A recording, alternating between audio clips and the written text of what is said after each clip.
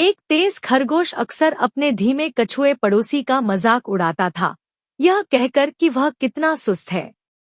खरगोश की इन बातों से परेशान होकर कछुए ने खरगोश को जंगल के रास्ते पर एक दौड़ के लिए चुनौती दी। खरगोश तेजी से दौड़ने लगा और जल्दी ही कछुए को बहुत पीछे छोड़ दिया, लेकिन अपनी अति आत्मविश्वास की वजह से वह एक छायादार पेड़ के नीचे आराम करने लगा। उसे लगा कि उसके पास जीतने के लिए बहुत समय है। दूसरी तरफ भले ही कछुआ धीमा था, वह बिना रुके लगातार और दृढ़ संकल्प के साथ चलता रहा। धीरे धीरे उसने फिनिश लाइन के करीब पहुंचना शुरू कर दिया।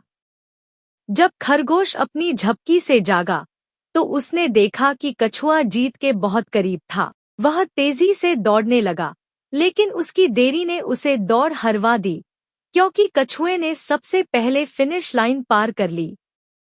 जंगल के सभी जानवरों ने कछुए के लिए तालियां बजाईं। इसने सभी को सिखाया कि धीरे और लगातार मेहनत करने से सफलता मिलती है। खरगोश को अपनी गलती का एहसास हुआ और उसने माफी मांगी। इसके बाद दोनों दोस्त बन गए और एक दूसरे की ताकतों का सम्मान करने लगे।